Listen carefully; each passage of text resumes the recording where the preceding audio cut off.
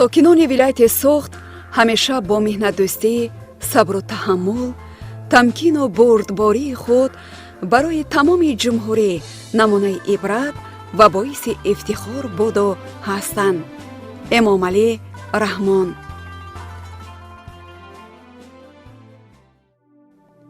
ای که پرسی که بهترین کس کیست؟ گویم از قول بهترین کسان، بهترین کس کسی بود که زی خلق بیش باشد که به خلق نفع رسان. این سطرهای پرمضمون عبدالرحمن جامی برای انسان‌های گفته شده است که هستی آنها روزگار و فعالیتشان در حیات تنها برای آدمان بخشیده شده است. آنها خوشبختی خود را در سعادت مردم دریافتند و با این خصلت و عمل نیک نام به خوبی برآوردند. این گونه افراد نمی میرند و بعد جسم عزیزشان به خاک رفتن نامشان ورد زبان آیندگان است و عملهای خوبشان پیوسته ذکر می گردد. ستار قیوموف معلم صاحب نظر، عالم دانا، رهبر کاردان و عاقل، دوست و رفیق وفادار، پدر غمخوار. نقل ما درباره همین انسان است که همکنون زنده می بود، به سن 95 می درآمد. من سال 1925 در عائله دیقان در محله نیسوار میگویند، این از محله چوچراست بالاتر، در اونجا به دنیا آمدم. پدرم دیقان بودن، ما در همونجا کلان شدیم و سالها برای معلومات گرفتن، برای خواندن، سالهای سالهای مکتب‌های ابتدایی بودن، بعد مکتب‌های 8 ساله بودن، مکتب‌های میانه کم بودن. اساسا من معلومات رو اولش همون یک مکتبی که در محله خود ما بود در اونجا، بعد در مکتبی کبریک بلند میگن، محله کبریک بلند یک مکتب بود اونجا، حاضر مکتبی 17 رقم دارد. بعد در مکتبی کلخوزی حاضری رحمان نویش در اونجا، در مکتبی کلخوزی حاضری بابکون ناهی بجن، در همین مکتب‌ها تحصیل کردم. ستار قیوموف هنوز از دوران بروقت جوانی از امتحان بزرگ وطنداری و وطن پروری گذشته است. علاقه بعد ختم مکتب میانه شرکت در میدان معربه‌های جوانمردانه در سالهای جنگ بزرگ وطنی خود تجسمگر درس وطنداری و جسارت به شمار می رود. زیرا با عزم و اراده قوی این فرزند دلاور تاجیک سال 1942 اختیاری به میدان جنگ رفته انتقام از دشمن، حمایت وطن جان و جان، اظهار متانت و دلاوری را شعار خویشتن نمود. ماه دکتر سال 1942 کمیسری حربی ناحیه لیل نوال میگفتن همون سال و در گلستان حاضر جای میگرفت، در همونجا جای شده بود. منو دعوت کردن. این 16 شب 17 سال 1942 بود. این جوش و خروش جنگ بزرگی وطنی. ما همون سالها 17 ساله بودیم. من از سال 1942 تا ماه ایونی سال 1950 قریب 8 سال در سپاه علمی بودم. از این 39 سال سالهای جنگ بزرگی وطنی به حساب می آمد. ما جنگ سال 1945 در چکسلواکی در پراگ رساندیم. همیراق آن کس، آنی که در همه نبردهای ضد گرمن فاشیستی در جنگ‌ها اشتراک کرده است، در همین خود دکا شالکویک آن وقت حاضر کاخ فرهنگ به نام ابو عبدالله رودکی 2 نفر به صحنه برآمدند. نفر دیگرشان همگراقشان در دست عصا و از همین کلدق ستار قیومو گرفته ایستاده، ریماچه رو گرفته ایستاده، گریان به صحنه برآمدن. و ستار قیومو گفتم این همیراق من، ما هر دویمان در زمین مبارزه بر ضد فاشیسم در فرانت خدمت کرده ایم و میگفتیم که فلانه اکنون تو از من راضی شو و من از تو راضی شوم. باز من عمری اگر خدا داد باشد با هم میبینیم، لیکن دهشت همین جنگ مرا خواطر کرده ایستاده، لیکن ایمانم کامل است که عدالت غلبه میکند. دویم لحظه که اون کس از زبانشان برآمد، این در منطقه گلستانی شهر خوجان بود. روز از همون بینای فاکولته تاریخ حقوق ابرازی در آمده ایستاده، مرا داشتن و گفتن سید جان ما تاریخ شناس هستیم، من جوان مانند همین جوانهای تو برای جوانها با جنگ فرستاده شدم. من از همین منطقه گلستان از باغچه کاک، از باغچه کاک گفتم ما همین فرهان سال با جنگ فرستاده شدیم. در قفایم، در کتفم، در طرف راستم رکزک و توشه راه، نمیدانم تقدیرم کجا باشد، لیکن همین توشه را گرفته ایستاده، چخیر که گواه داده ایستاده است، انشاءالله خدا اگر خواهد ما زنده با همین بیرق بردار غلبه باز برمیگردیم. ستار قیومов بعد جنگ بزرگ وطنی به وطن برمیگردد و کارنامه‌های عبرت‌آموز او در مقامات مختلف، خاصه ساختارهای کمسومالی، فعالیت به حیث استاد در مکاتب تحصیلات همگانی ادامه می‌یابد. و در همین زینه‌های فعالیت خود را همچون فرد کاردان و تشبثکار با غیرت و فدایی نشان می‌داد و برای ایفای این یا آن وظیفه کوشش و غیرت می‌نمود.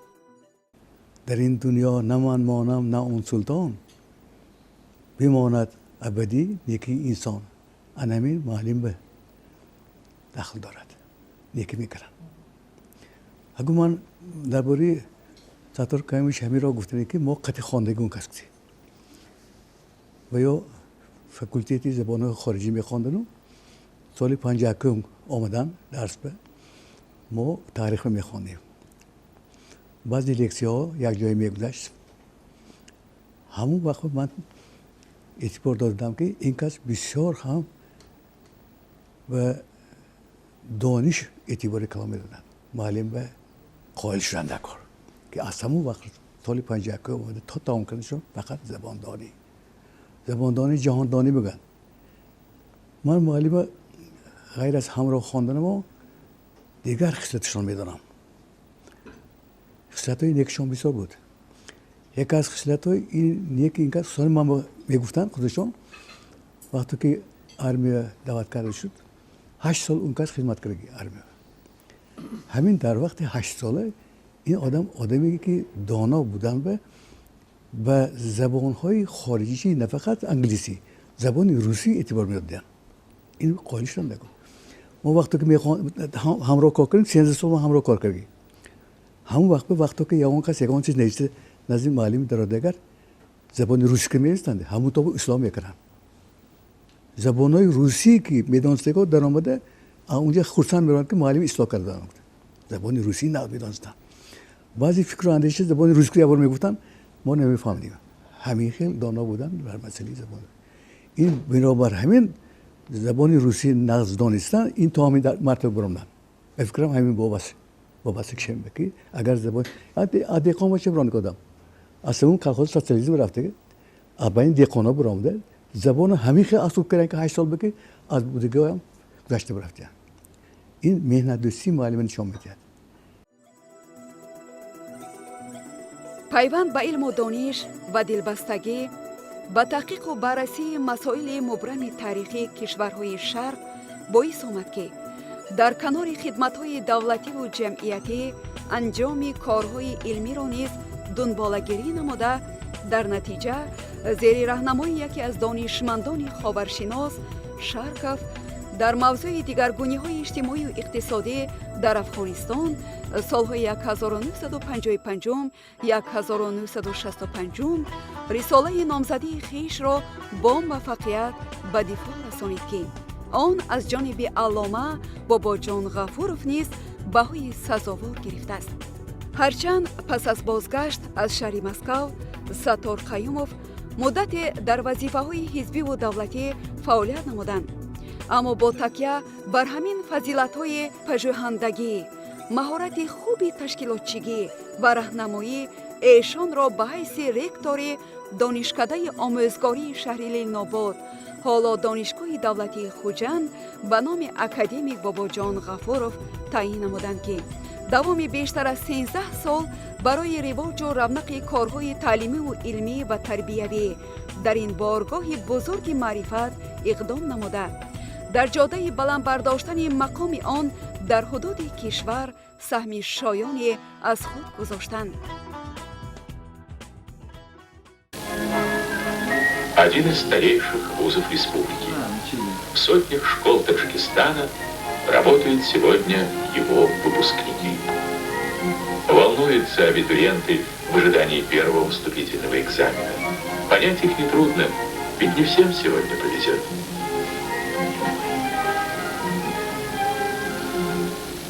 Ректорское напутствие самым удачливым. Теперь они студенты. Впереди у них светлый путь к знанию. Дерзайте, ребята, осуществляйте свою мечту. برای من سالهای فعالیتم در این درگاه برای من یک یونیورسیتی بود. اگر من در مسکو نظریه تئوری آموخته باشم، عملی حیات، زندگی، آدمگیری، کار، پستی بلندی حیات و زندگی را من در همین درگاه حاصل کردم. این هم یک بخت بلند که در گیر اطراف من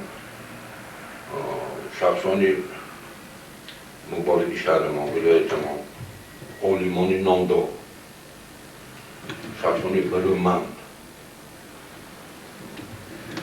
مانندی مرحوم عبدالله دکتر سنویچ، دکتر مکویی، خوابیدو افسر یکوبیچ، سابق رکتوری همون درگاه بودن. من حاضر در حیات خدا عمرشون رو دراز کنند، خمدان گفوریش آچیلو، گفور خیلی دربی، چرجان اخمیدوی، بسیار رفیقانی که مرا احاطه میکردن و همراه همونها کار کردن برای من میسر. در همون سالها مکتب عالی ولایت به حق پدینستیتوت بود که کادرها اساساً ولایت‌های جمهوری و کادرهای پداگوژی از همین درگاه تر میشن، از اینجا میکنن. همین رو من باید قطع کنم که همان سالها قدر علم، دانش من بلند بود. سال 1973 موردی که من به کار شروع کردم 126 نفر معلمان استادان عنوان علمی داشتن، نامزدی و هم دکتری. سال 1902 آخری سال 1986 وقتی که من به نفقه رفتم زیاده از 250 نفر دکتران نامزدهای علم معرفیان تیار کرده بودیم برای پیشرفتی علم، برای بهتر کردن تعلیم و تربیت کادرها، تیار کردن کادرها. این خیلی اهمیتی کلان داشت. محض در ایام رهبری ستار قیومov تعداد استادان صاحب عنوان زیاد گردیده در دانشکده اختصاصهای نو روی کار آمدند. فعالیت علمی و تعلیمی آن رونق تمام کسب نموده، رساله و مونوگرافیاهای زیادی همچون دستاوردهای شایسته علمی نشر و به اهل علم منظور گردیدند. نتیجه همین دستاوردهای نظر است дар ҳами арсаҳо буд ки бо фармони президиуми шӯрои олии иттиҳоди шӯравӣ ба ифтихори 50-солагӣ ва барои саҳми арзанда дар тайёр кардани кадрҳои омӯзгорӣ ва илмӣ бо ордени нишони фахрӣ тақдир гардид. барои расидан ба ин ифтихори бузург пеш аз ҳама хидмати роҳбарии он профессор Саттор Кайюмов шоистаи таъкид ва таҳсин аст. вақте ки Саттор Кайюмович ба донишгоҳ омада як бисёр як вазифаи ниҳоят дараҷа пурмасъулиятро ба уҳда гирифтанд, ман ҳамеша ҳамон матонат, устуворӣ яке он кас аз ду мактаб гирифта буданд эҳсос мекардам. ин як мактаби ҳарбу зарби солҳои ҷангу бузурги ватанӣ ва мактаби Рифат ҳоҷиев. ҳамин дар донишгоҳ сабақҳои ҳамин ду мактабро ки он кас дар худ парварида буданд ҷомеаи амал пӯшонда донишгоҳро хеле ба роҳи пешрафт ҳидоят намуданд. ҳамеша ҳамин садоқат ба ватан дар ҳар як қадами он кас, дар ҳар як амали он кас эҳсос карда мешуд. яке аз хизматҳои шоистаи Саттор Кайюмов ин ба вуҷуд овардани шаҳраки донишҷӯён дар квартали 20 мебошад, ки ҳоло ду бинои асосии донишгоҳ ва як хуррамшаҳри бисёр аҷоиб дар он ҷо ба вуҷуд омадааст, ки хишти аввалини онро Саттор Кайюмович ва ҳамкорони он кас гузошта буданд. Саттор Кайюмов солҳои тӯлонӣ дар мақомҳои раиси шӯрои мутобиқсозии фаъолияти кумитаи маҳаллаҳои шаҳри Хуҷанд, раиси шӯрои собиқадорони ҷангу меҳнати шаҳри Хуҷанд ва соли 1997 то дами вопасин раиси шӯрои собиқадорони ҷангу меҳнати вилоят бо сарбаландӣ ва камоли садоқат ба халқу ватан фаъолият намуда, аз ин роҳ саҳми хешро дар пешрафти ҷомеа баланд бардоштани тарбияи ахлоқӣ ва маънавии ҷавонон гузоштанд. натиҷаи ҳамин талошҳо анҷоми корномаҳои шоёни таҳсин дар айёми фаъолиятҳои ҷамъиятии худ буд ки хидматҳои барҷастаи Саттор Кайюмов аз ҷониби президенти кишвар ҷаноби олӣ муҳтарам Эмомалӣ Раҳмон борҳо мавриди таҳсину сипосгузорӣ қарор гирифта, аз ҷумла айёми таҷлили ҷашни мубораки 75-умин баҳори умрашон аз ҷониби президенти ҷумҳурии Тоҷикистон муҳтарам Эмомалӣ Раҳмон бо унвони баланди корманди шоистаи Тоҷикистон тақдир гардиданд. اگر ما امروز ها در شهر و ناحیه ها میگردیم میبینیم اشتراکی ها کدی وتران ها کدی هم صحبت میشویم اویدی سخن های ستار قیوموف اویدی برآمد های اون کس هدایت های آنها آینده دولت ما چی میشودگیش میگویند که ستار قیوموف میدانستند چه خیلی میشودگیشه همون زمان ها میگفتند که 5 سال 6 سال بعد همین خیلی میشد که شما سری بالا قامتی راست کردی راه میگردیتان آن سیمچوب هایی که آن جوهایی که شما کافتید و از وی آب میرد دیگرها بهره‌بر میشن میگفتند که اکنون جوانان باید ان همون آب هایی که این پدر و بابایان ما کشاده آمدن آن را خشک نکنند دولت ما را آباد کنند و خلق دائما خدمت کنند همین خیلی هدایت میکردند.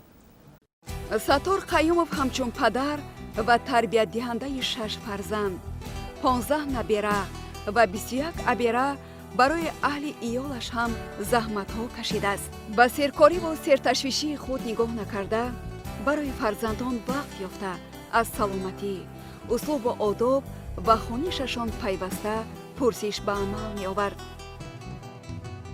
фарзанду наберагони Саттор Кайюмов имрӯз инсонҳои шоистаи диёр мебошанд. Саттор Кайюмов зодаи замони худ буд ва дар қатори дигар шахсони барӯманди миллат дарозои 80 соли ҳаёти пурбаракати худ аз синни бачагӣ то охири ҳаёт با مهنت آب و تاب یافته با عقل و خیرت، عدالت، پاکی و خاکساری، پاک وجدانی و راست قولی، وفاداری و صداقت به خلق و وطن سزاوار احترام همگان گردیده است. او شخصی بود که خود را به جمعیت دیده نمی توانست. من میخواستم به هر حال این لحظه برای بینندگان از تجربه روزگار خودتان و چند سوالهای مشخص مختصر میخواستم جواب دهید که به فکر شما خوب اینقدر با کسان نشستید، کار کردید، فعالیت داشتید، بهترین خصوصیت انسان، آدم کدام است؟ بعدش من اون جایی که نیکی هست بدی کردن در کل نیست. ببین بعد میگوین که همه آدم چخیر بها دادن در کار و من برای آدم سنجیده انیخ بها دادم مهنتی زحمتی بسیاری کردن در کار. آدم خیلی چیزی مرکب. من بسیار رفقا کتی بسیار های گوناگون گروه های گوناگون که کار کردم استخیز کردم و نمک شدم. خلاصه آمدگی همین جبه که تشکریابی آدم در یک وضعیتی مشخصی کنکریتی با می بیاد. لیکن رفتار کردار جهان فهمیشی حیات از اون همه یخیل نمیشه. یخیل درست میشه صرفا میرد، یخیل نادرست صرفا میرد. لیکن اساسش همین جنده که همین پیش از همه انسان اصیل شدن در کار. انسان اصیل شدن در کار همین لحظ کتی، سخن کتی، عمل توی آمدنه. وجدان همه وقت آدم را باید اداره کنه. رشته حیات این مرد بزرگوار سنه 22 اپریل سال 2005 کنده شد. ولی از او برای وارثان کتاب‌های علمی، عمل‌های نیک و پر از ثواب و خاطره‌های بهترین باقی ماند. ما سالهای آخری عمر استاد بسیار وقت هم صحبت بودیم. اون که صاحب نطق تام بودند و در ملاقات هایی که با مردم میشد از حیات خود، از تاریخ صحبت میکردند و مردم را به شکر، صبر، تحمل و کار ثواب دعوت میکردند. بسیار آدمان به حج میروند، بعد ادای مناسک حج حیات به سر میبرند. لیکن استاد ستار قیوموف حاجی بابا بعد آنکه از ادای مناسک حج برگشتند میگفتند که حج حیات من را دیگرگون کرد. هر کسی که میگفتند قدرت و توانایی داشته باشد باید زیارت بیت الله برود. در آنجا من وحدت را دیدم، دوستی را دیدم، مهر و محبت را دیدم، در آنجا کار ثواب را دیدم. یعنی هر یک سخنی حاجی بابا و جوانان درس بود، عبرت بود. البته امروز که در بین ما نیستند، لیکن موافق آیه کریمه ولا تقولوا لمن يقتل في سبيل الله اموات بل احیاء ولكن لا تشعرون. پروردگار میگوید آدمانی که در راه حق با محنت حلال، با کارهای خیر، با کارهای ثواب گذشتند، آنها را شما مرده نگویید، آنها زنده هستند. امروز ستار قیوموف زنده هستند. روح آن کس همراه ما هست. من دعا میکنم که روحشان شاد باشد. дар толори донишгоҳи давлатии хуҷанд ба номи академик бобоҷон ғафуров маҳфили ёдбуд ҷашни 95-солагии ходими давлативу ҷамъиятӣ собиқ ректори институти педагогии шаҳри хуҷанд. имрӯза донишгоҳи давлатии хуҷанд ба номи академик бобоҷон ғафуров корманди шоистаи ҷумҳурии тоҷикистон, шаҳрванди фахрии шаҳри хуҷанд шодравон Саттор Кайюмов таҳти унвони «Фарзанди донишгоҳ» баргузор гардид. ин маҳфил дар заминаи нақшаи мақомоти иҷроии ҳокимияти давлатии вилояти Суғд оид ба бузургдошти ашхоси намоёни ҷамъиятӣ баргузор шуд. дар он намояндагони мақомоти иҷроии ҳокимияти давлатии вилояти Суғд роҳбарияти донишгоҳи давлатии хуҷанд ба номи академик бобоҷон ғафуров устодону олимон, ҳамкорону шогирдон ва хешу ақрабои Саттор Кайюмов ҷамъ омада аз кору пайкори ин фарди ватандӯст сухан карданд. намояндаи мақомоти иҷроии ҳокимияти давлатии вилояти Суғд Мирзо Тоҳир Набиев гуфт ки устод Саттор Кайюмов барои ҳама устодону олимон, кормандони мақомоти давлатӣ, донишҷӯёну толибилмон намунаи ибрат буданд. бо он ки ҳамчун ходими ҷамъиятӣ бештари вақти хешро дар байни мардум мегузарониданд, дар чорабиниҳои мухталифи ҷамъиятиву давлатӣ ширкат ва сиёсати давлатро тарғибу ташвиқ менамуданд.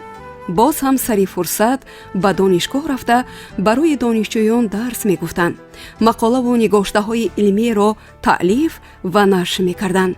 дар маърузаи худ муовини ректори донишгоҳи давлатии хуҷанд ба номи академик бобоҷон ғафуров профессор Хайрулло Сабурӣ зикр намуд ки Саттор Кайюмов ҳамчун шахсияти мӯътабар ва обрӯманд дар ҷомеаи кишвар дар давоми фаъолияти бештар аз 50 солаи хеш барои равнақу ривоҷи маорифи кишвар хоса муассисаҳои таҳсилоти олӣ нақши пурфайзе аз худ гузошта, ҳамчун ходими давлативу ҷамъиятӣ дар татбиқи муваффақонаи сиёсати асосгузори сулҳу ваҳдати миллӣ пешвои миллат президенти ҷумҳурии Тоҷикистон муҳтарам Эмомалӣ Раҳмон то вопасин нафаси умр хидмат намуданд.